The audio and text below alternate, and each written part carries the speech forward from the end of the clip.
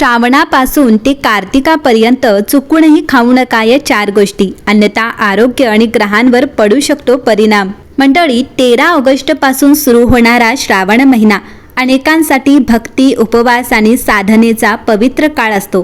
पण तुम्हाला माहिती आहे का की धर्मशास्त्रात अशा 4 पदार्थांचा उल्लेख आढळतो जे श्रावणापासून कार्तिकापर्यंत शक्यतो टाळावेत असे सांगितले जाते।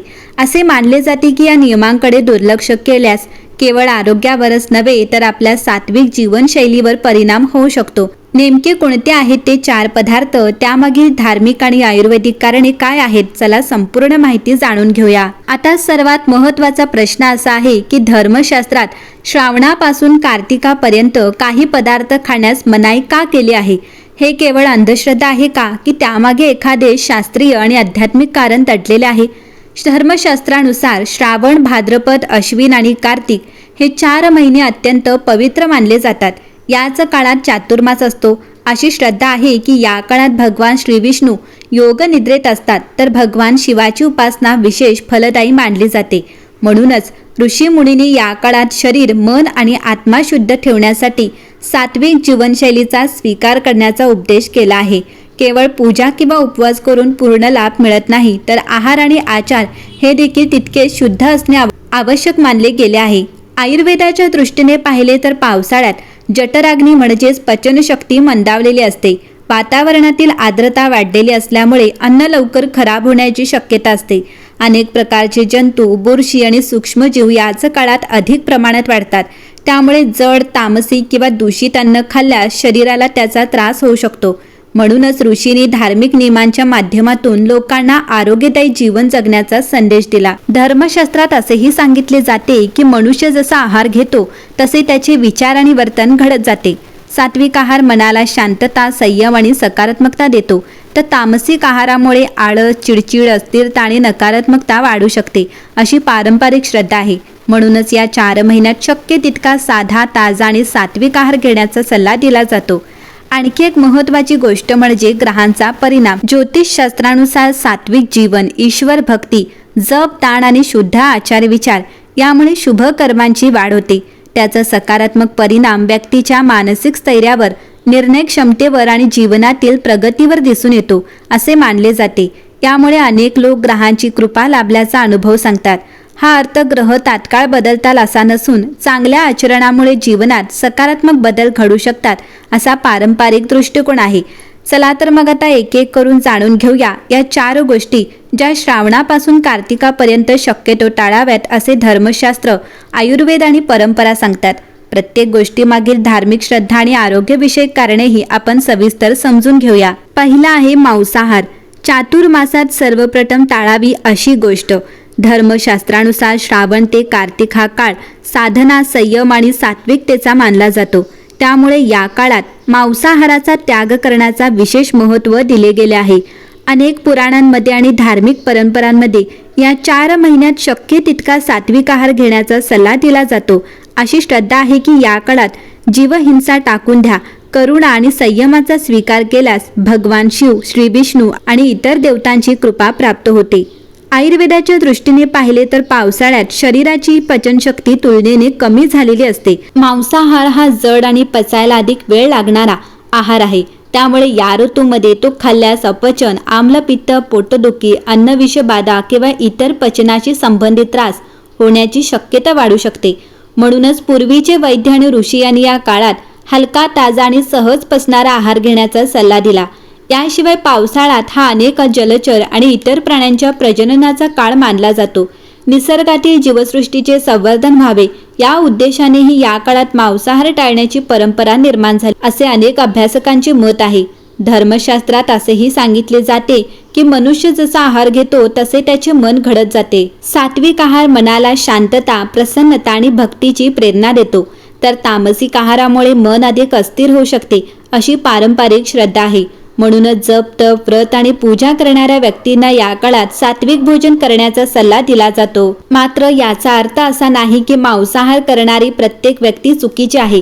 हा नियम मुख्यतः धार्मिक व्रत, चातुर्मासाची परंपरा आणि सात्विक जीवनशैली स्वीकारणाऱ्यांसाठी सांगितला गेला आहे। तसेच ज्यांना आरोग्यविषयक कारणामुळे विशिष्ट आहाराची आवश्यकता आहे त्यांनी डॉक्टर किंवा आहार तज्ज्ञांच्या सल्ल्याचा प्राधान्य द्यावे. दुसरे आहे पालेभाज्या. श्रावण ते कार्तिक या काळात का टाळाव्यात? दुसरी महत्त्वाची गोष्ट म्हणजे पालेभाज्या.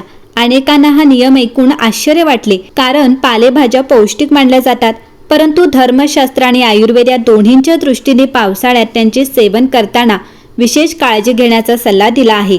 आयुर्वेदानुसार श्रावण आणि भाद्रपद या महिन्यात वातावरणात आर्द्रता जास्त असल्यामुळे पालेभाज्यांवर सूक्ष्म जंतू, आळ्या आणि कीटक मोठ्या प्रमाणात वाढू शकतात. अनेक वेळा पानांच्या घडीत माती, अंडी किंवा लहान किडे दडलेले असतात, जे सहज दिसत नाहीत. अशा भाज्यात नीट स्वच्छ न धुता किंवा अर्धवट शिजवून खाल्ल्यास पोटाचे विकार, जुलाब, उलट्या किंवा संसर्ग होण्याचा धोका वाढू शकतो.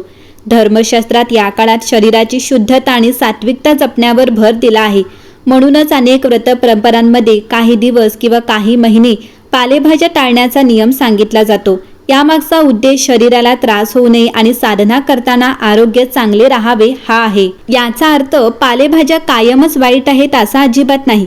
उलट त्यात जीवनसत्वे, लोह आणि इतर पोषक घटकांनी समृद्ध असतात.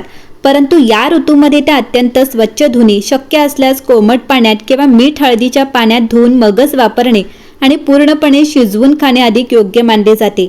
धर्म परंपरेनुसार या 4 महिन्यात साधा, ताजा आणि सहज पचणारा आहार घेतल्यास शरीर निरोगी राहते, मन प्रसन्न राहते आणि पूजा, पाठ, जपतप यामध्ये अधिक एकाग्रता प्राप्त होते अशी श्रद्धा आहे.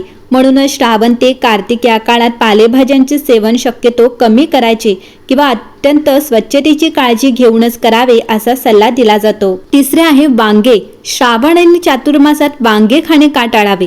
तिसरी गोष्ट म्हणजे वांगे. अनेकांच्या घरी आजही श्रावण महिन्यात किंवा संपूर्ण चातुर्मासात वांग्याची भाजी केली जात नाही. हा नियम केवळ परंपरा म्हणून नाही, तर त्यामागे धार्मिक श्रद्धा आणि आरोग्यविषयक कारणेही सांगितली जातात. धर्मशास्त्रानुसार चातुर्मास हा काळ सात्विकता, संयम आणि इंद्रिय निग्रहणाचा आहे. त्यामुळे या काळात काही विशिष्ट पदार्थांचा त्याग करून साधेपणाने जीवन जगण्याची शिकवण दिली आहे. अनेक भागांमध्ये वांगे हे व्रताच्या काळात वर्ज्य मानले जाते. यामागील उद्देश मन आणि शरीर दोन्ही शुद्ध ठेवणे हा आहे. आयुर्वेदाच्या दृष्टीने पाहिले तर पावसाळ्यात वांग्यावर कीड लागण्याची शक्यता अधिक असते. बाहेरून ताजे दिसणारे वांगे आतून किडलेले असू शकते. त्यामध्ये लहान आळ्या किंवा कीटक असण्याची शक्यता असल्यामुळे पूर्वीच्या काळात लोकांना ते टाळण्याचा सल्ला दिला जात असे. आजही अनेक ज्येष्ठ मंडळी वांगे कापून नीट तपासण्याचा सल्ला देतात. याशिवाय काही आयुर्वेदिक मतांनुसार वांगे काही व्यक्तींमध्ये वात किंवा पित्त वाढवू शकते. पावसाळ्यात आधीच पचनशक्ती कमी झालेली असल्याने अशा पदार्थांचे सेवन मर्यादित ठेवणे अधिक हितावह मानले जाते. मात्र हे सर्वांनाच लागू होते असे नाही. प्रत्येकाची प्रकृती वेगळी असते. धार्मिक दृष्टिकोनातून पाहिले तर चातुर्मासात एखादा आवडत्या पदार्थाचा त्याग करणे म्हणजे केवळ अन्न सोडणे नव्हे, तर स्वतःच्या इच्छांवर नियंत्रण ठेवण्याचा एक आध्यात्मिक सराव आहे. संयम, शिस्त आणि भक्ती यांचा स्वीकार करणे हाच या नियमांचा मुख्य उद्देश आहे. म्हणूनच श्रावण ते कार्तिक या पवित्र काळात शक्य असल्यास वांग्याचे सेवन टाळावे किंवा कमी करावे अशी परंपरा आजही अनेक ठिकाणी श्रद्धेने पाळली जाते. यामुळे सात्विक जीवनशैलीचा स्वीकार करण्यास मदत होते आणि चातुर्मासाचे धार्मिक महत्त्व अधिक अर्थपूर्ण ठरते अशी श्रद्धा आहे. चौथी गोष्ट आहे शिळे अन्न. श्रावण ते कार्तिक या काळात शक्यतो टाळावे. चौथी आणि अत्यंत महत्त्वाची गोष्ट म्हणजे शिळे अन्न. आजच्या धावपळीच्या जीवनात अनेकदा रात्रीचे उरलेले अन्न दुसऱ्या दिवशी खातात. परंतु धर्मशास्त्र आणि आयुर्वेद या दोन्हींच्या दृष्टीने श्रावणापासून कार्तिकापर्यंतच्या काळात शक्यतो ताजे आणि गरम अन्नच खाण्याचा सल्ला दिला जातो. धर्मशास्त्रात अन्नाला पूर्ण ब्रह्म म्हटले आहे. म्हणूनच देवाला नैवेद्य अर्पण करताना किंवा व्रताच्या काळात नेहमी ताजे, शुद्ध आणि सात्विक अन्नच तयार करण्याची परंपरा आहे. अशी श्रद्धा आहे की शिळ्या अन्नामध्ये सात्विकता कमी होत जाते. त्यामुळे या पवित्र काळात ताजे अन्न खाल्ल्यास शरीरासोबत मनही प्रसन्न राहते आणि पूजा, जप व ध्यान यामध्ये अधिक एकाग्रता प्राप्त होते. आयुर्वेदाच्या दृष्टीनेही हा नियम अत्यंत महत्त्वाचा मानला जातो. पावसाळ्यात वातावरणात आर्द्रता अधिक असल्यामुळे अन्न लवकर खराब होण्याची शक्यता असते. जरी अन्न फ्रीजमध्ये ठेवले तरी ते पुन्हा गरम केल्यावर त्याची चव आणि पोषक गुणधर्म कमी होऊ शकतात.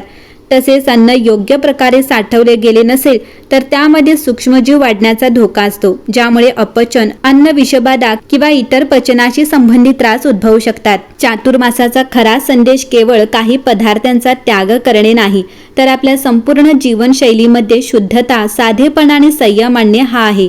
म्हणूनच या काळात शक्यतो रोज ताजे अन्न बनवावे, गरम आणि सहज पचणारे पदार्थ खावेत, अन्नाचा अपव्यय टाळावा आणि आवश्यक तेवढेच अन्न तयार करावे. हेच धर्म आणि आरोग्य या दोन्हींच्या दृष्टीने योग्य मानले जाते. लक्षात ठेवा, धर्मशास्त्रातील या परंपरांचा उद्देश भीती निर्माण करणे नाही, तर मनुष्याला निरोगी, शिस्तबद्ध आणि सात्विक जीवन जगण्याची प्रेरणा देणे हा आहे. त्यामुळे श्रावणात ते कार्तिक या पवित्र काळात ताजे, स्वच्छ आणि संतुलित अन्नाला प्राधान्य द्यावे. ईश्वर भक्ती वाढवा आणि आपल्या आचार विचारांमध्ये ही पवित्रता आणण्याचा प्रयत्न करा. अशी श्रद्धा आहे की यामुळे आरोग्य चांगले राहते, मन प्रसन्न राहते आणि जीवनात सकारात्मक ऊर्जा वाढते.